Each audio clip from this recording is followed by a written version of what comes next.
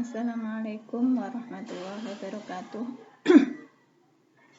Alhamdulillah, pada pagi hari ini kita lanjutkan kembali untuk di mata kuliah statistik dengan tema uji validitas dan reliabilitas. Sebenarnya uji validitas ini harus disampaikan di statistik 1. Oke, saya ulang lagi aja. Oke, nanti Anda bisa simak dari video berikut ini tentang pengujian pengumpulan data yang akan dianalisis dengan validitas dan reliabilitas instrumen. Sebelum kita mulai, kita bisa dahului dulu dengan berdoa. Harapannya adalah apa yang saya sampaikan untuk hari ini bermanfaat bagi kita semua ya. Saya antarkan biridillah wa nusyafaati rasulillah bi barakatil fatihah.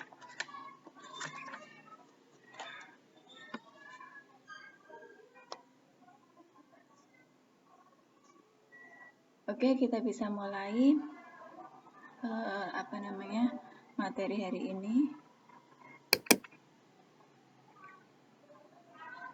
Materi hari ini itu mengenai tentang pengujian alat pengumpulan data.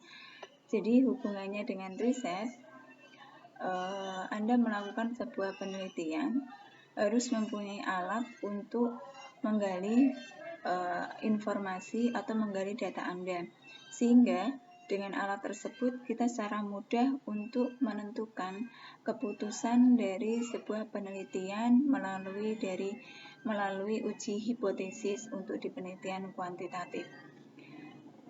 Perlu Anda ketahui, pengujian alat pengumpulan data kali ini dengan menggunakan analisis validitas dan reliabilitas instrumen bisa Anda buka bukunya di halaman 117.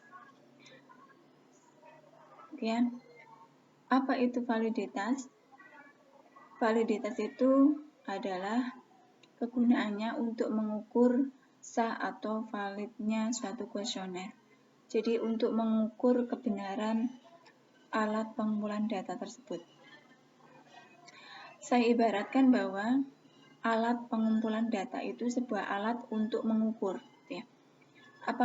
Jika Anda mau mengukur tinggi badan, maka menggunakan alat mengukur tinggi badan. Kalau Anda ingin mengukur berat badan, maka kita gunakan timbangan untuk berat badan. Kalau Anda ingin mendeteksi seorang dokter misalkan ingin mendeteksi keluhan pasien, maka kita membutuhkan alat misalkan itu suntikan, itu stetoskop, itu yang lain yang untuk bisa mendeteksi. Begitu juga dengan kita sebagai pelaku pendidik. Pendidik kali ini untuk mengukur siswa atau mengukur kemampuan peserta didik itu harus mempunyai alat, yakni salah satunya adalah instrumen tes. Instrumen itu alat, tes itu bisa dikatakan soal. Jadi untuk mengukur kemampuan peserta didik Anda adalah kita gunakan soal untuk mengukur kemampuan kognitifnya, ya kan?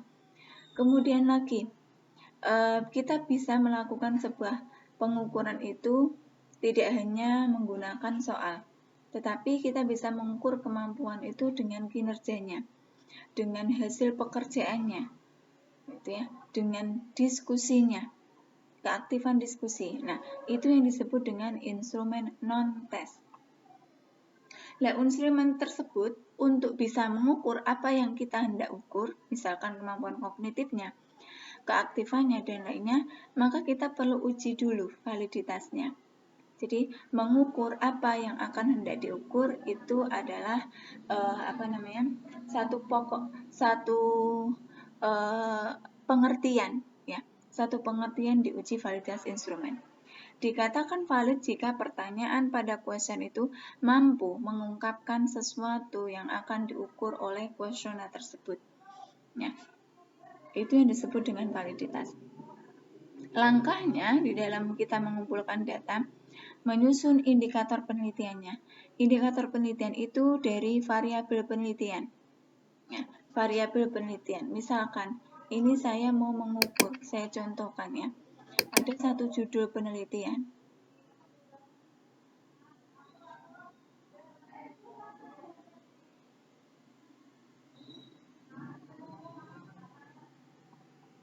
Sambil menunggu ya.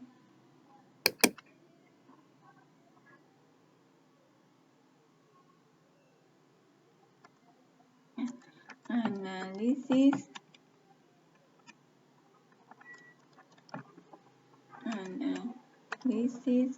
pengaruh pembelajaran daring atau online masa pandemi COVID-19 terhadap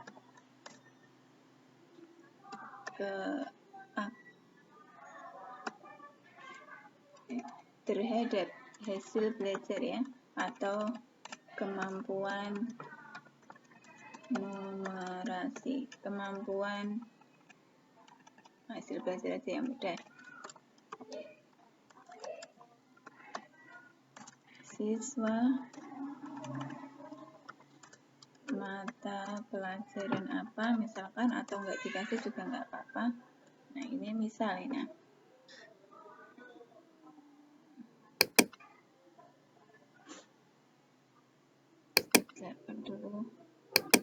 Nah ini misalkan ada satu judul ya, analisis pengaruh pembelajaran daring online masa pandemi COVID-19 terhadap hasil belajar siswa mata pelajaran mungkin PAI, mungkin PEKI atau dan yang lainnya. Nah, kita membuat instrumennya. Pembelajaran daring ini adalah variabelnya yang akan kita teliti. Yang kedua adalah hasil belajarnya. Nah, pembelajaran daring ini pastinya adalah Anda bisa mengukurnya, harus kita punya alat. Nah, alatnya yakni kita buat kuesioner. Nah, kita buat kuesioner, nah, misalkan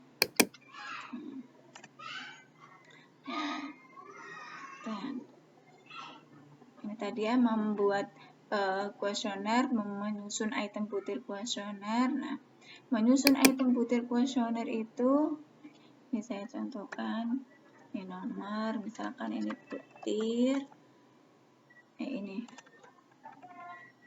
pernyataan, ini contoh ya, butir 1, butir 2, 3, 4, 5, 6, 7, 8, 9, 10.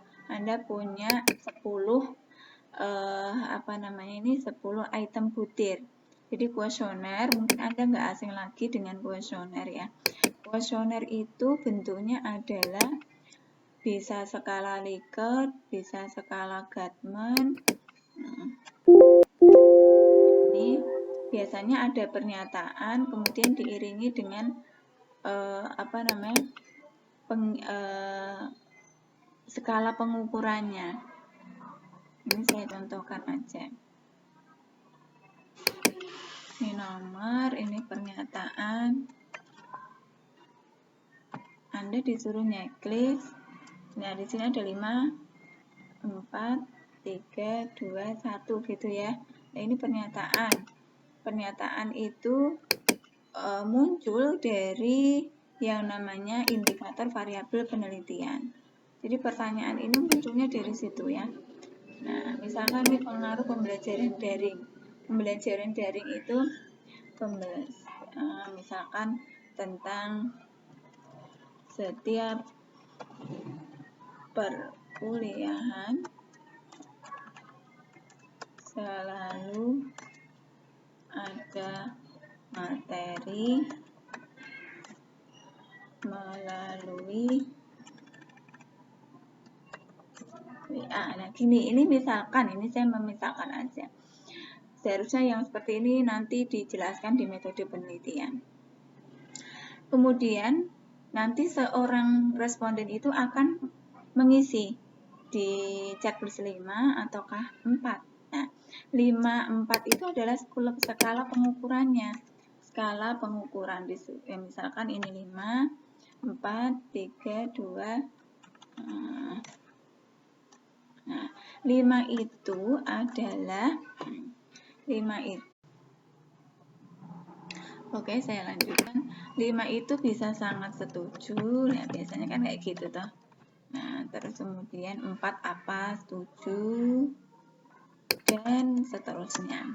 Nah, nanti dia akan menceklis, oh iya benar, seorang guru atau dosen ngasih materi melalui grup WA atau apalah. Nah, ini akan menceklis di situ. Nah, nanti kita lanjutkan lagi di ini. Nah, kemudian baru kita sebarkan kuesioner itu untuk menguji validitasnya. Apakah benar-benar item tersebut itu mengukur apa yang akan Anda ukur sesuai dengan tujuan penelitian Anda.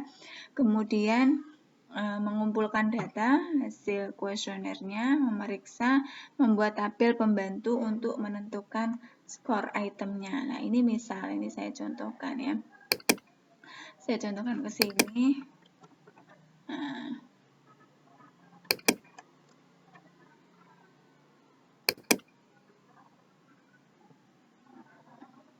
misalkan ada 15 orang ini ya.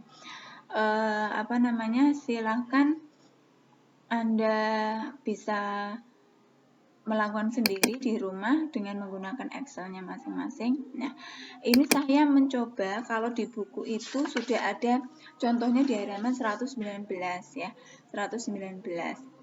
Ini misalkan ini bukan pertanyaan tapi nama responden. Ini untuk menginput data. Nah, responden ada A, ada B dan seterusnya ya, nama orang ya. Baru kita inputkan. Nah, si A tadi itu dia jawab di apa. Nah, ini baru saya buatkan data, misalnya manipulasi data. Sebenarnya Anda bisa lakukan dengan contoh di halaman 119 itu ada. Atau boleh pakai cara dengan saya ini. Nah, run between bottom itu nilai terendah dari angket kuesioner tersebut. Nilai terendahnya 1, kemudian topnya nilai tertingginya adalah 5. Nah, ini adalah skala pengukuran. Jadi setiap kuesioner itu beda-beda. Bisa menggunakan skala Gatman, hanya ya dan tidak, yakni 1 dan 2. Kemudian skala Likert 1 sampai dengan 5 bisa, 1 sampai dengan 4 juga bisa. Nah, ini saya pakai run between 1 sampai dengan 5. Nah, ini saya tarik.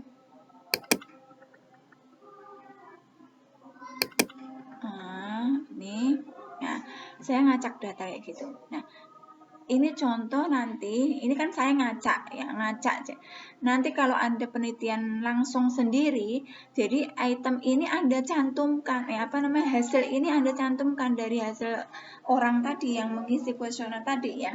Ini yang namanya contoh kan harus punya data gitu ya. Nah, untuk ini berarti bentar.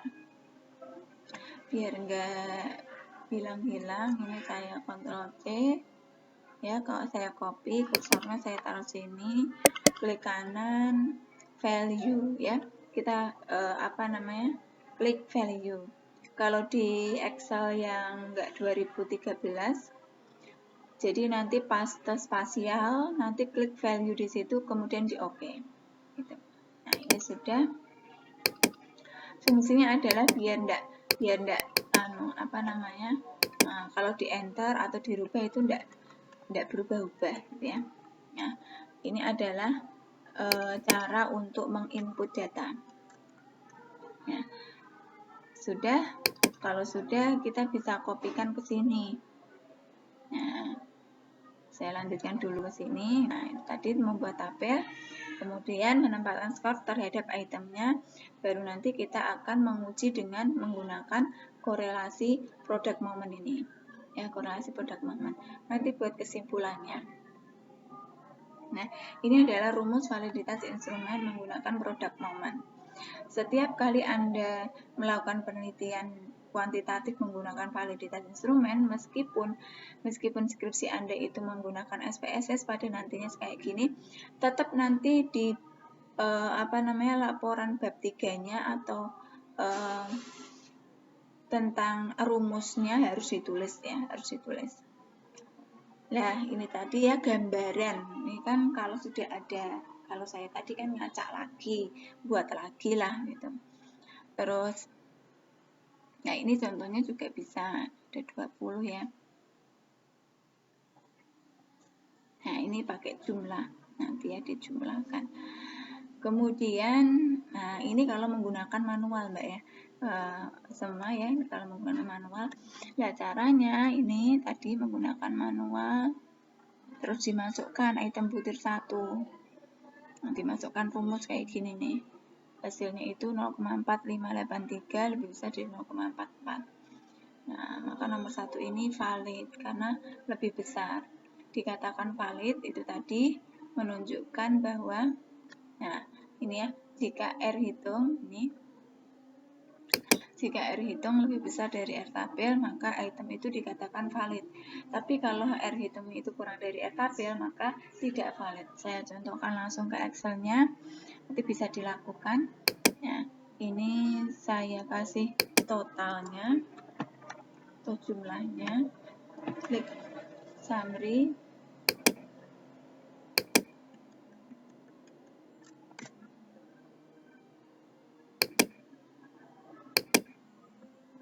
oke. Kalau sudah, kita kopikan. Yang di copy adalah angkanya. Kalau mau sama respondennya juga nggak apa-apa. Nah ini angkanya aja. Nah kita buka SPSS, nanti Anda bisa nginstal masing-masing di rumah SPSS-nya, kemudian kita klik di data view. Di contohnya itu sudah ada di halaman 120, nanti bisa diulang-ulang ya. Nah, klik data itu di data view, jangan variabel view. Di data view kita pastekan di sini.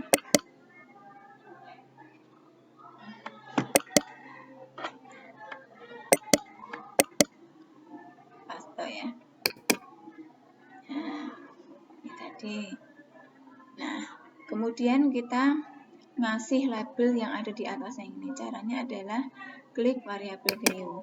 Variabel view, nah ini tadi butir 1 ya. V1 gitu aja biar mudah. Butir item 2, butir item 3, butir item 4, butir item 5, butir item 6, B7, B8, B9, B10. Ini tadi 11 ya. Coba saya cek. Oh enggak, lupa. Yang ini berarti total, lupa. Yang terakhir adalah totalnya tadi.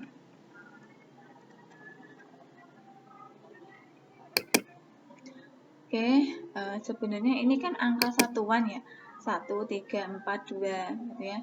Jadi kita bisa setting desimalnya ini kita nolkan semua. Kita nolkan semua.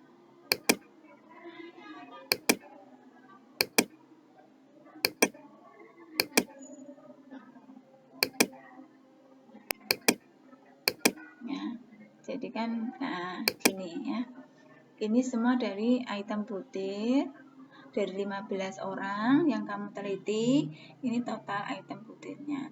Jadi validitas itu untuk mengukur, untuk mengkorelasikan antara item butir dengan skor total, item butir dengan skor total, gitu ya. Kemudian kita bisa langsung analyze, correlate, bivariate. Nah, semua kita masukkan, kita blok ya. Kita blok semua, pindahkan ke variabel.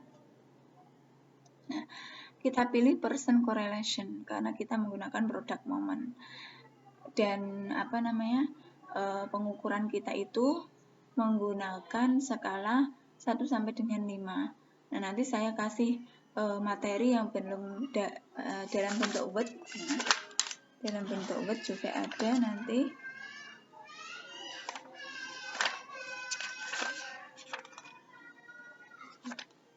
Oke, kemudian kita option kalau mau ngasih mean dan standar deviasi, kemudian continue, dan diklik OK.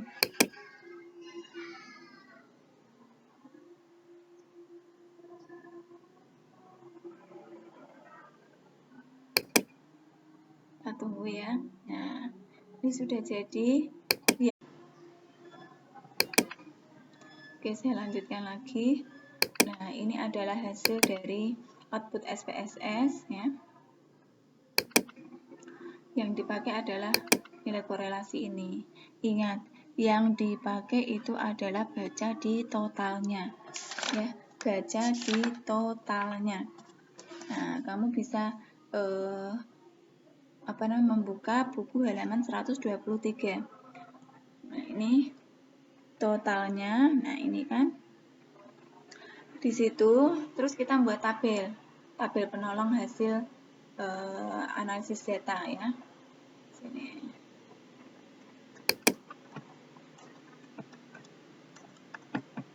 Nah, kita buat hasil analisis data. Ini nomornya, misalkan ini nilai validitas. Nah, kita ubah. Nah, ini kan ada titik 435, itu bacanya 0,435 ya, 0,435. Terus selanjutnya untuk butir item kedua, B2 ini 0,222. Nah, 0,222. Terus butir item ketiga, nah, 0,661. Nah, 0,661. Ini saya hanya ngasih 3 butir item, nanti bisa dilanjutkan sendiri tutorial Anda. Nah, kemudian ini adalah nilai R tabel. Nilai R tabel itu adalah untuk mengkonfirmasi berada di halaman R tabel yang cari di product moment ya. Product moment itu di halaman 242. Di halaman 242 ini kamu cari yang sebentar ya. Nah, ini N-nya itu ditarik 15. Nah, 15. Nah, sesuai dengan ini. Tabel carilah, kalau di product moment itu saya kasih N-2. Nah,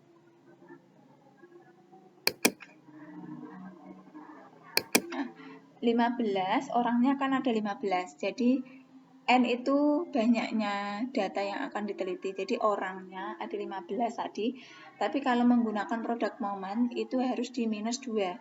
Jadi kita ambil 13. Nah, kemudian taraf signifikansinya kita ambil 15%. Ya, kita ambil 15%. Atau boleh menggunakan 1%. Nanti saya jelaskan. 5% itu berarti adalah Anda percaya terhadap analisis datanya itu 95%, yang 5% adalah nanti beberapa kesalahan atau standar errornya. Jadi di buku itu N13 taraf signifikansi 5% ada 0,553. Nah, ya. Ini yang saya kasih. Kelihatan nggak ya? Nah, ini nanti dicari sendiri, itu 0,553. Nah, ini semua untuk R tabelnya itu kan untuk menguji ya, tetap sama semua, sampai 10 item butir ya, sama. Kemudian ini keterangannya.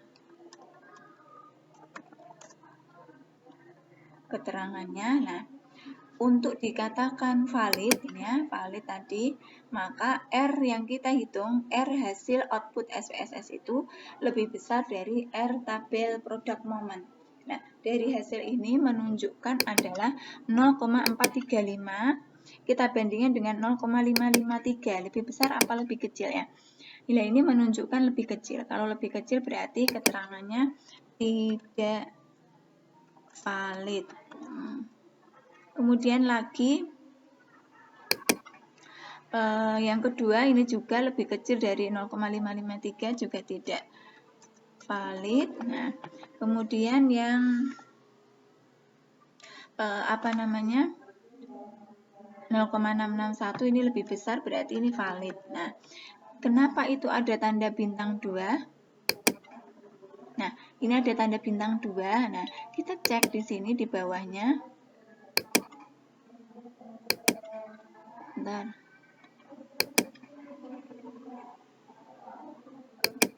Nah, tanda bintang 2 itu correlation is significant at the 0,01 level to tilde 0,6 bentar 0,661. Nah, artinya adalah sebenarnya itu hanya ini kan kita bisa gunakan, tadi bilang ya, bisa 0,553 yakni 5%, bisa sebelahnya yakni 1% 0,684. Nah, 0,684. Bukannya ini.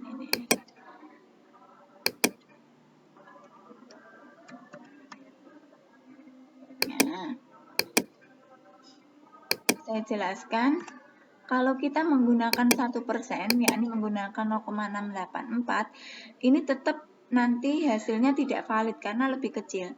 Tapi kalau kita gunakan 5% itu sudah valid. Jadi gini, kita melakukan penelitian itu, kalau menggunakan 1% sudah bagus, berarti butir Anda, item Anda itu sangat bagus sekali. 1% aja, kesalahan error 1% aja bisa masuk.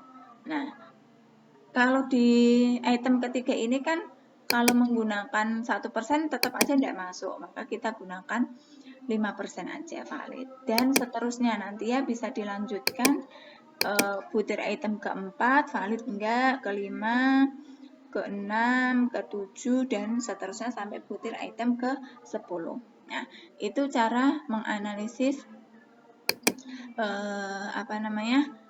kuesioner untuk mengetahui validitasnya, uji validitas. Oke.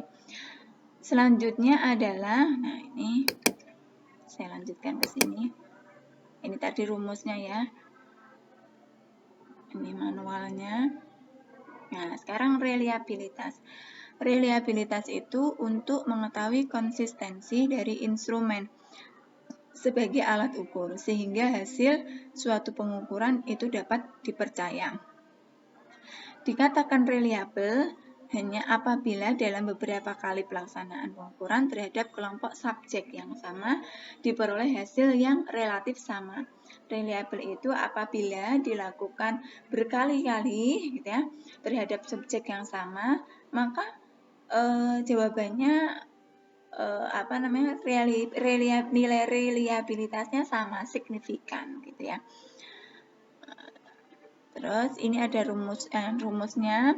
Ini menggunakan alpha Cronbach. Nanti bisa dilihat di bukunya di halaman tadi ya lanjutannya.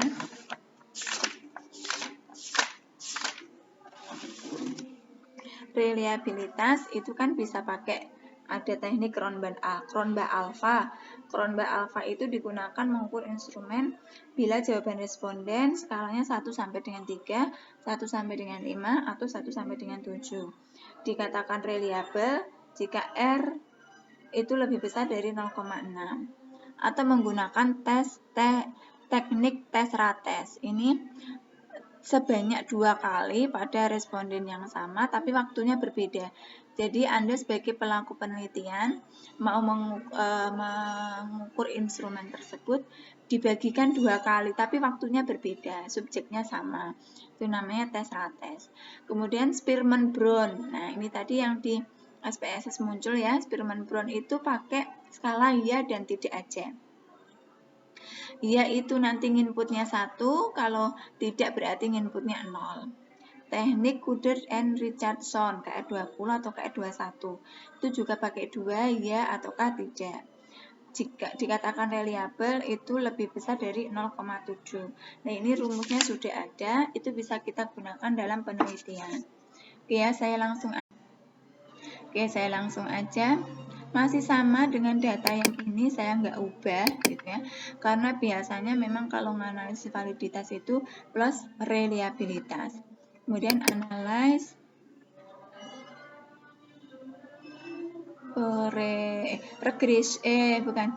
skill ya. Scale reliabilitas analisis. Oke, yang kita masukkan adalah itemnya. Totalnya kita tinggalkan ya, kita tinggalkan. Nah, karena kita tadi pakainya skala 1 sampai dengan 5, ya kita pakainya model apa? Ya, kalau Gatman berarti kita pakai Gatman ya dan tidak tadi. Split half yang diuji dibelah 2, ya, dibelah 2. Ya, saya pakai alfa karena biasanya memang pakai alfa yang mudah. Nah, ini saya sesuai dengan hasil analisis ini ya, nanti bisa dibandingkan. Hasil saya itu menunjukkan Cronbach alfanya ini, nilai reliabilitas yang diambil adalah ini, nilai reliabilitasnya adalah minus 329.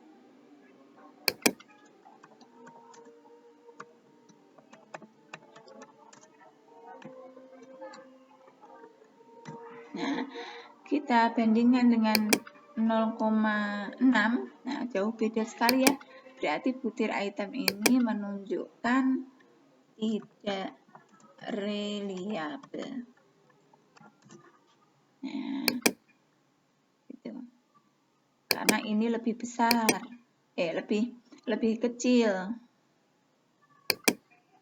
Saya kasih simbol.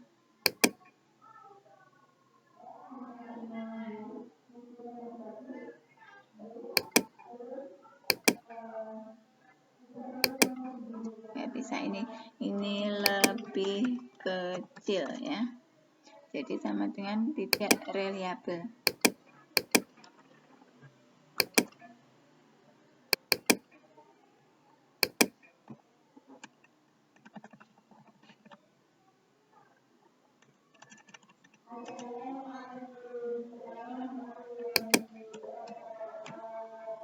Tidak reliable. Oke, untuk sementara hari ini cukup. Anda bisa buka kembali di buku halaman 117 sampai 127. Materi ini bisa Anda implikasikan sendiri menggunakan Excel di laptop Anda masing-masing, atau bisa barengan belajar bareng bersama teman, dan kemudian bisa kerjakan tugas. Nah, tugas ini sebagai bentuk untuk mengetahui, untuk mengukur kemampuan Anda. Apakah memang benar-benar bisa ataukah tidak, gitu ya. Oke, saya akhiri untuk pertemuan hari ini. Assalamualaikum warahmatullahi wabarakatuh. See you, terima kasih.